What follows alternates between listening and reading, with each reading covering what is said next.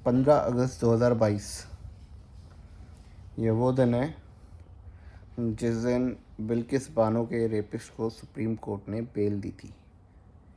11 लोग, रेप करने वाले तो खैर इससे भी ज़्यादा थे, पर जो कॉन्विक्ट हुए थे वो 11 थे।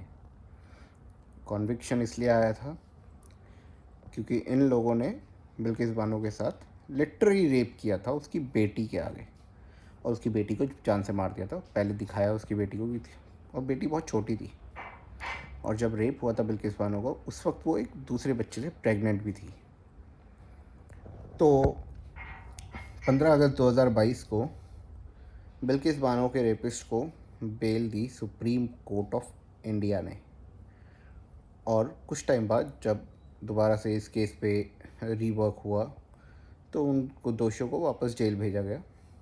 लेकिन जब वो बाहर आए थे तो एक बंदा है प्रहलाद जोशी, तो इस बुड्ढे ने उन रेपिस्ट के अगेंस्ट उनके सपोर्ट में ये बोला था कि जो भी हुआ सही हुआ, लीगल प्रोसेस के थ्रू हुआ है, ड्यू डिलीजेंस फॉलो हुआ है, सब कुछ हुआ है। इस आदमी को एजुकेशन मिनिस्टर बना दिया। इनके पास कोई अच्छा बंदा तो कभी होता ही नहीं है, सारे चूतिया बड़े बड़े हैं इनके पास, खैर। लेकिन इस आदमी को एजुकेशन मिनिस्टर बना दिया। अब प्रॉब्लम क्या है पता है? प्रॉब्लम यह है, मैं कुछ ऐसे औरतों को जानता हूँ जो इस बात पे खुशी मना रही है कि अब आरएसएस का लीडर जो है वो है, अब तो और बैंड बजेगी, देखो तुम्हारे, अब तो धप्पा हो गया।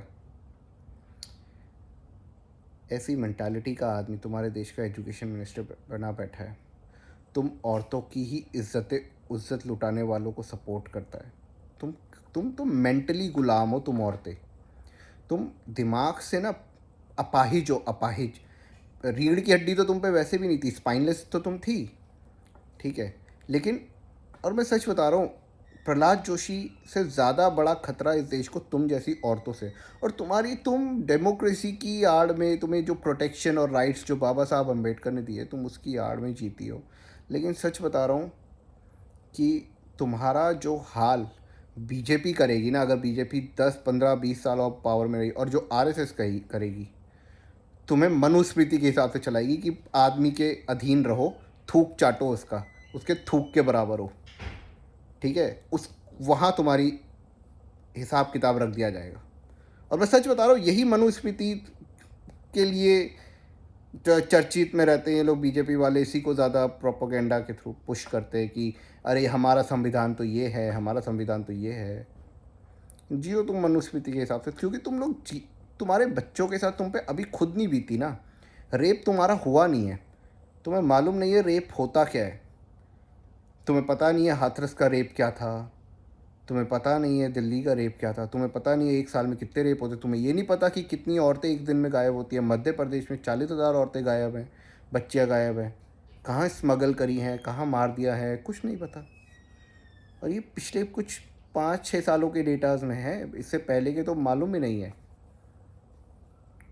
खैर, तुम्हारा वक्त भी आएगा, भगवान ना करे कभी आए, लेकिन तुम्हें रास्ते में ज़रूर रखा जाएगा जब तुम अपने हक़ के लिए लड़ोगी।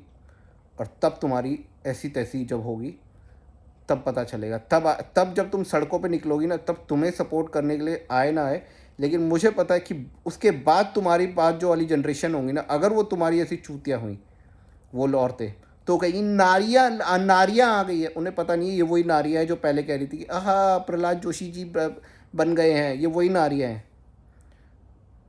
तो पता चलेगा, समय बताएगा, समय बहुत बलवान होता है। तो ठीक है।